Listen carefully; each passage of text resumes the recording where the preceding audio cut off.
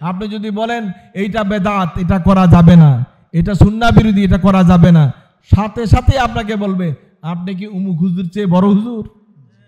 অমুক হুজুর করতো, আপনি তো ওই হুজুরের সমান না। আমরা কে বলছে এই কথা বলার জন্য? এটা কাদের চরিত্র? কথা বলেন, এটা কাদের চরিত্র? এটা কাফেরদের চরিত্র। একজন মুসলমানের মুখে এই কথা মানায় না। একজন মুসলমান বলবে, বলেন আল্লাহ রাসূল কোনটা করতেন, আমি সেটাই করব। হয়তো এতদিন জানি না, এখন জানছি, অসুবিধা কি? যখন জানছি তখন এই আমলে লেগে যাব। না জানার কারণে দেরি করার মধ্যে অসুবিধা নাই, কিন্তু জানার পরে বেঁকে বসা এটা হলো কুফরি। বুঝছেন? এটা সহি, কিন্তু না, সহির উপর আপনি থাকবেন না। ঘাটটা তেরা করে বলতেছেন না, বাপ দাদার যুগে যা ছিল তাই চলবে, নতুন কথা শুনতে চাই না, এটা হলো আপনার তেরামি। কথা ঠিক কিনা বলেন? এটার নাম ঈমান না। সুতরাং ভাইরা, এই কাজটা কখনো করবেন না।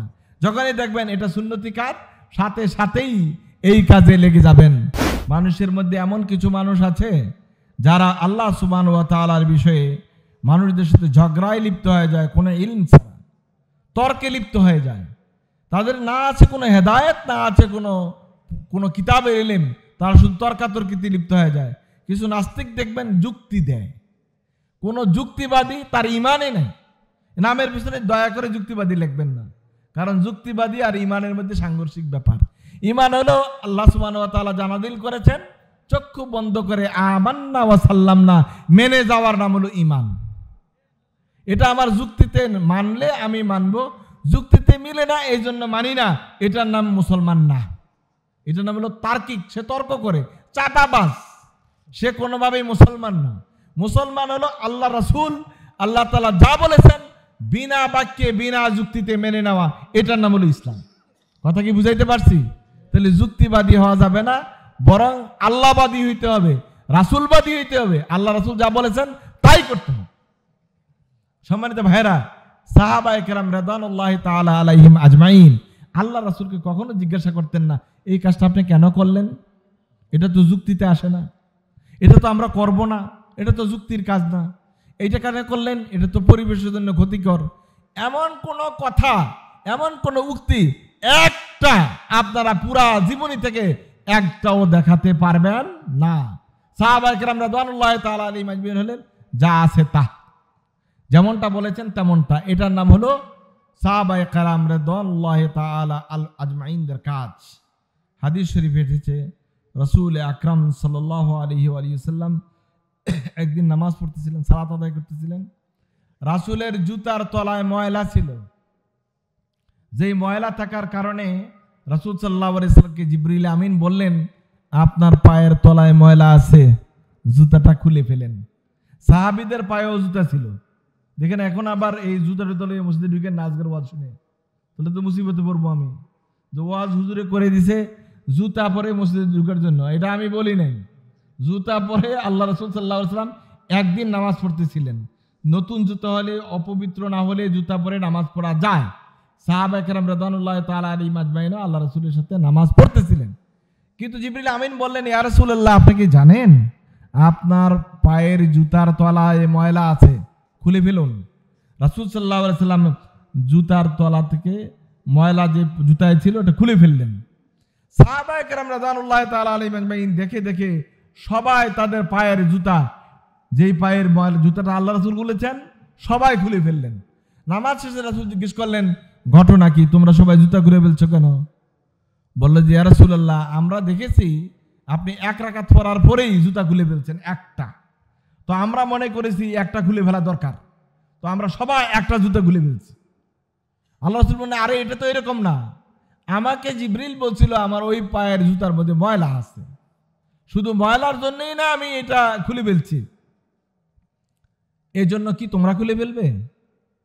দেখেন সাহাবায়ে কেরাম রাদিয়াল্লাহু তাআলা আলাইহিম আজমাইন আল্লাহ রাসূলকে কত বেশি অনুসরণ করতেন, যে উনি জুতা খুলে ফেলেছেন এই জন্য আর জুতা রাখা যাবে না। আর আমরা কি করতাম? জিজ্ঞেতাম, আল্লাহ রাসূল, আপনি কেন জুতা খুললেন? আপনি কেন জুতা খুললেন? কি জন্য খুললেন? না বইলা কেন খুললেন? খুলেন, আপনারটা আপনি খুলেন, আমরাটা খুলতাম না। কথা ঠিক কিনা বলেন? এটার নাম কিন্তু ঈমান না। ঈমান হলো আল্লাহ রাসূল যা করছেন আপনি তা করবেন, কোনো কারণ জিজ্ঞাসা করা যাবে না। আমরাকে কেউ জোর করে মুসলমান বানায় নাই, এখনো ভালো না লাগলে যাওয়ার রাস্তা খোলা আছে, চলে যান। কিন্তু যতক্ষণ থাকবেন ততক্ষণ সুন্নতের উপর থাকবেন। কথা কি বুঝাইতে পারছি? থাকবেন তো শতভাগ সুন্নতের উপর থাকবেন। ভালো লাগে না, দরজা খোলা, চলে যান। কিন্তু এখানে থাইকা ধানাই বানাই করা, অর্ধেক মুসলমান, অর্ধেক মোমেন, অর্ধেক কাফের, ভালো যেটা লাগে এটা শুনবেন, যেটা ভালো লাগে না এটা শুনবেন না। ওই লাউ তরকারি খাওয়া ভালো লাগে এটাই খাইবেন, মিষ্টি খাওয়া সুন্নত এটাই করবেন। আর জিহাদ ফি সাবিলিল্লাহ দাঁত ভাঙা অনেক কষ্ট, এটা ধারে কাছে যাইবেন না, এই কাজ করা যাবে না। কথা ঠিক কিনা বলেন? মনে রাখতে হবে আপনাকে, বাইসা বাইসা সুন্নতের উপর চলার কোনো সুযোগ নাই। এটা আল্লাহ তাআলা বলেছেন, আফাতুমিনুনা বিবাদিল কিতাব ওয়া তাকফুরুনা বিবাদ। তোমরা কি ইমানের কিছু অংশ মানবে আর কিছু অংশ মানবে না? এটা ইমানের চাহিদা নয়, বরং ইমানের চাহিদা হলো কোরআনে যা আছে, হাদিসে যা আছে, আল্লাহ রাসূল সাল্লাল্লাহু আলাইহি ওয়াসাল্লাম যা করতে বলেছেন সেটাই আপনাকে করতে হবে, সেটাই আপনাকে পালন করতে হবে। আল্লাহ তাআলা বলেন, ওয়া ইযা কিলা লাহুম ইত্তাবিউ মা আনজালাল্লাহ। এই পরের আয়াতে এটাই কিন্তু সতর্ক করে দিয়েছে। যখন যারা আল্লাহ তাআলার সাথে মুজাদালা করতে চায়, ঝগড়াঝাটিতে লিপ্ত হতে চায়, তাদেরকে যখন বলা হয় ইত্তাবিউ মা আনজালাল্লাহ, তোমাদের কাজ হলো আল্লাহ তাআলা যা নাজিল করেছেন তা চক্ষু বন্ধ করে মেনে নেওয়া। তখন তারা কি বলে? কালু বাল নাত্তাবিউ মা ওয়াজাদনা আলাইহি আবাআনা। তখন তারা বলে, না না, এগুলি মানা সম্ভব না, পিতা মাতা দাদারা যারা যা করে গেছে ওইটার উপরে আমরা থাকবো, নতুন করে কথা আমরা শুনতে চাই না। এরকম লোক এখনো আছে। আপনি যদি বলেন এইটা বেদাত, এটা করা যাবে না, এটা সুন্নাহ বিরোধী, এটা করা যাবে না, সাথে সাথে আপনাকে বলবে আপনি কি উমুক হুজুর চেয়ে বড় হুজুর? উমুক হুজুর করতো, আপনি তো ওই হুজুরের সমান না। আমরা কে বলছে কথা বলার জন্য? এটা কাদের চরিত্র? কথা বলেন, এটা কাদের চরিত্র? এটা কাফেরদের চরিত্র। একজন মুসলমানের মুখে এই কথা মানায় না। একজন মুসলমান বলবে, বলেন আল্লাহ রাসূল কোনটা করতেন, আমি সেটাই করব। হয়তো এতদিন জানি না, এখন জানছি, অসুবিধা কি? যখন জানছি তখন এই আমলে লেগে যাব। না জানার কারণে দেরি করার মধ্যে অসুবিধা নাই, কিন্তু জানার পরে বেঁকে বসা এটা হলো কুফরি। বুঝছেন? এটা সহি, কিন্তু না, সহির উপর আপনি থাকবেন না। ঘাটটা তেরা করে বলতেছেন, না বাপ দাদার যুগে যা ছিল তাই চলবে, নতুন কথা শুনতে চাই না, এটা হলো আপনার তেরামি। কথা ঠিক কিনা বলেন? এটার নাম ইমান না। সুতরাং ভাইয়েরা, এই কাজটা কখনো করবেন না। যখনই দেখবেন এটা সুন্নতি কাজ, সাথে সাথেই এই কাজে লেগে যাবেন, এটাতে যেন কোনো ভুল না হয়। কারণ আল্লাহ সুবহানাহু ওয়া তাআলা আমাদেরকে সতর্ক করেছেন, এটার জন্য আমরা না করি। আওয়ালাউ কানা শাইতানু ইয়াদউহুম ইলা আযাবিস সাঈর। আল্লাহ তাআলা বলেন, দেখো না, শয়তান তো তাদেরকে যন্ত্রণাদায়ক শাস্তির দিকে ডাকছে। তা আপনি যদি আল্লাহ রাসূলের সুন্নাহ অনুসরণ না করে বেদাতের অনুসরণ করেন, আল্লাহ বলছেন শয়তানের রাস্তায় শয়তান আপনাকে ডাকছে। সুতরাং সতর্ক ভাইয়েরা, কত সুন্দর করে সব সময় বেদাতি কাজগুলো থাকে সুন্দর। বেদাতের কাজগুলি হলো সুন্দর, কিরকম? হারাম কাজগুলো সুন্দর, কিরকম? আল্লাহ রাসূল একটা উদাহরণ দিয়েছেন। যখন বসন্তকালে নতুন বৃষ্টি হয়, তখন নতুন নতুন দেখবেন ঘাস হয়, হয় না? নতুন ঘাস হয়। এই ঘাসগুলি অন্যরকম, এই ঘাসগুলি অন্য ঘাসের মতো না। দেখবেন একটা দুর্বা ঘাস, কত ধীরে ধীরে ধীরে ধীরে অনেক সময় লাগে বড় হয়। আর ওই ঘাসগুলি এক এক এলাকায় এগুলি এক এক নাম থাকে। এই ঘাসগুলি বৃষ্টি হওয়ার পর এক সপ্তাহে দেখবেন এতটুকু লম্বা হয়ে গেছে, পরের সপ্তাহে এতটুকু লম্বা হয়ে গেছে। কি সুন্দর আর কি চকচকে লকলকে সবুজে সবুজে ভরা।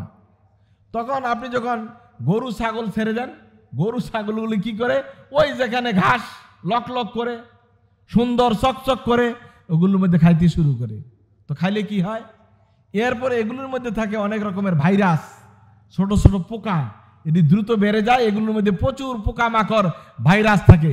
খাওয়ার পর ওই উটটা, ওই ছাগলটা, ওই ভেড়াটা, ওই গরুটা সমানে পাতলা পায়খানা করতে থাকে। 2-3 বার 5 বার পাতলা পায়খানা করে এটা মারাই যায়, অথবা এমন অবস্থা দাঁড়ায় বাছাই দুষ্কর হয়। কি হয় না? আল্লাহ রাসূল বলেন, হারামের উদাহরণ হলো ওই লক লক ঘাসের মতো, যেগুলো হঠাৎ বেড়ে কয়েক হাত লম্বা হয়ে গেছে। ওই আমাদের যারা হারামখোর, তারা হারামের দিকে এইভাবে দৌড়ায়, এটা তাদের কাছে সুন্দর, লোভনীয়। কথা ঠিক কিনা বলেন? লম্বা বিল্ডিং, সুন্দর প্রাসাদ, কি চমৎকার ক্যাসিনোর ব্যবসা, এগুলো সব চমৎকার না?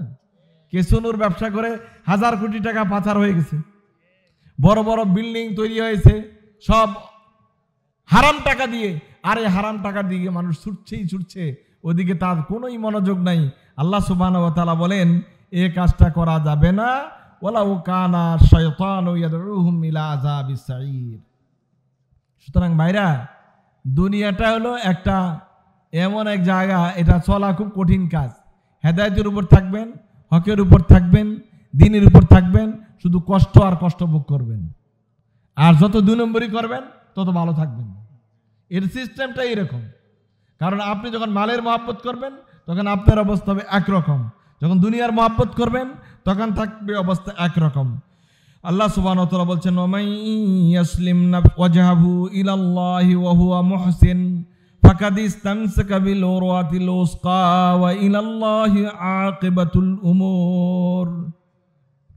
যে নাকি নিজকে সমর্পণ করে আল্লাহ তাআলার জন্য, ওয়ামাই ইয়াসলিম ওয়াজহাহু ইলাল্লাহ, আল্লাহর কাছে নিজকে আত্মসমর্পণ করে দিয়েছে, ওহুয়া মুহসিনুন, এবং সে সৎ আমলকারী, নেক আমলকারী, ফাকাদ ইসতামসাকা বিল উরওয়াতিল উসকা, সে আল্লাহ তাআলার সুদৃঢ় রশিকে আঁকড়ে ধরেছে, ওয়া ইলাল্লাহি আকিবাতুল উমুর, আর আল্লাহ সুবহানাহু ওয়া তাআলার কাছে হলো শেষ পরিণতি।